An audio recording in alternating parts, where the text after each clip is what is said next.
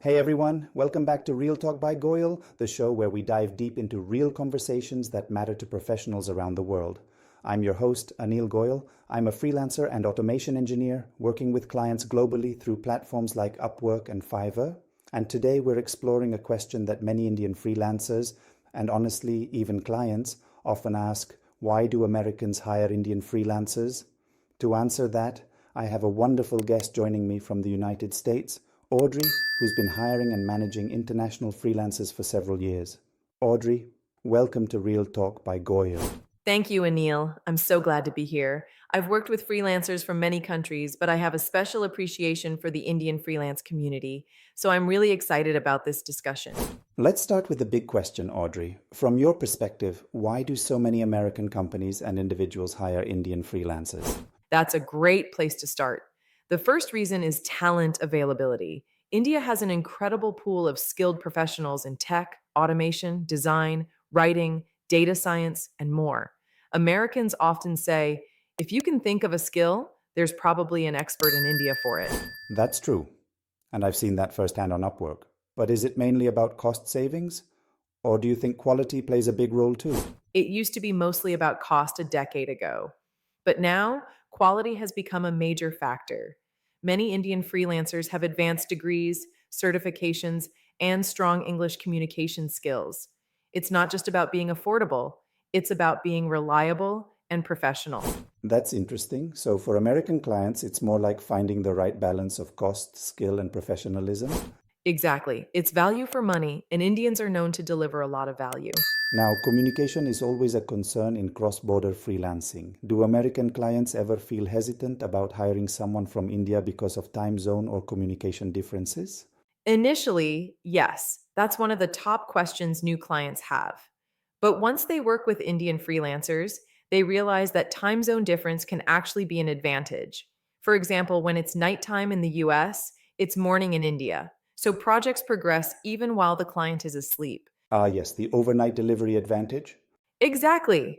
As for communication, most Indian freelancers I've worked with are very professional. They give regular updates, ask questions, and clarify expectations. The key difference I notice is that Indian freelancers tend to be polite and client oriented. They genuinely care about delivering results. That's good to hear. Sometimes freelancers worry that American clients might expect constant communication or meetings. Is that true? Not necessarily. Most clients just want transparency and proactive communication. A daily update, even a short message like "I'm working on it, we'll send by tomorrow," builds a lot of trust. Makes sense. Communication consistency over quantity. Let's talk about skill sets. From your experience, which skills or domains make Indian freelancers most in demand in the US? Definitely technology and automation. So you're right in the middle of it, Anil. Good to know I chose the right field. Yes, automation, AI tools, web development, data analysis, and mobile app development are top categories. But beyond tech, Americans also hire Indians for graphic design, content writing, video editing, digital marketing, and virtual assistants. That's quite a range. Do American clients prefer hiring individual freelancers or agencies from India? It depends. Small businesses and startups often go for individual freelancers because they prefer direct communication.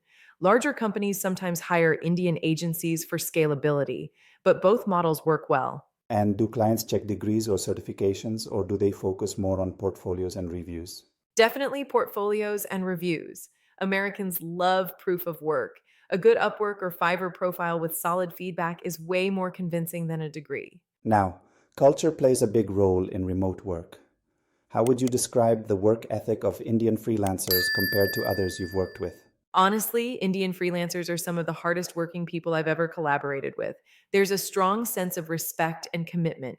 If they promise a deadline, they usually go the extra mile to meet it. That's something many of us take pride in, delivering on time. And I think that's one reason Americans keep coming back. Also, Indian freelancers tend to be solution oriented.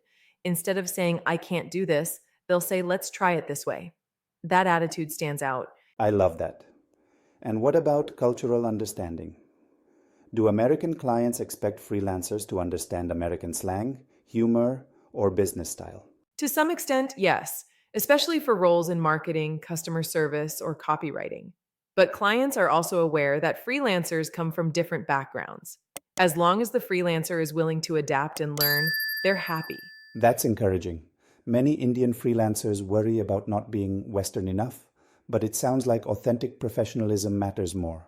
Exactly. Authenticity and reliability always win. Let's talk about money and trust, the two things that make or break freelance relationships. Some Indian freelancers often feel that US clients are hesitant to pay upfront or prefer milestones. From your side, what's the reasoning behind that? Good question. It's not really about mistrust, it's about process and accountability. Most American clients are used to milestone based payments because that's how companies operate internally too. They just want to ensure progress before making full payments. That's fair. And what about pricing? Many Indian freelancers struggle to set the right rates. What's your advice there? I always tell freelancers, don't undervalue yourself. Americans respect fair pricing. If someone charges too little, it actually raises questions about quality. Instead, clearly show what value you deliver. Even if you're charging more, clients will pay if you can solve their problem efficiently. So confidence matters as much as skill? Absolutely, present yourself as a partner, not a vendor. That mindset shift changes everything. That's great advice. Are there any common mistakes Indian freelancers make when dealing with American clients? Yes, a few. First, overpromising deadlines. Clients appreciate honesty, so it's better to say, I'll need 3 days than to deliver late. Second, not asking enough questions in the beginning. The more clarity you get before starting, the smoother the project goes. Very true. Clear scope means fewer revisions. Audrey, let's look ahead. How do you see the future of freelancing between the US and India evolving? I think it's going to grow massively. Remote work is now mainstream, and businesses in the US are more open than ever to global collaboration. With AI and automation changing the landscape, Indian freelancers, especially those in tech and engineering, are in a great position. That's inspiring. So you think the demand for Indian freelancers will increase in coming years? Definitely. India's combination of technical skill, English fluency, and adaptability makes it unbeatable. Plus, the younger generation is very entrepreneurial. They think globally. That's true. Many of us are now building personal brands on LinkedIn and Upwork, not just freelancing anonymously. Exactly. And clients love that transparency. It builds trust when freelancers show their human side, not just a gig listing. Before we wrap up, what's one piece of advice you'd give to Indian freelancers who want to build long-term relationships with American clients? Be consistent, communicative, and confident. Deliver quality work, but also be open about feedback. American clients appreciate collaboration. They see freelancers as part of their team, not outsiders. That's excellent advice. And remember, every project is not just a paycheck, it's a portfolio piece. Each client you impress becomes your biggest promoter. I couldn't agree more. Audrey, thank you so much for sharing your insights. I'm sure a lot of freelancers watching this, including me, learned something new today. Thank you, Anil. It was a pleasure chatting with you. And to everyone watching, I hope this episode gave you a clear picture of why Americans hire Indian freelancers and how you can make the most of that opportunity. Don't forget to like, comment, and subscribe to Real Talk by Goyal. Tell us in the comments, what's your biggest challenge as a freelancer working with international clients? I'm Anil Goyal, and this was Real Talk by Goyal. See you in the next episode. And as always, stay curious and keep it real.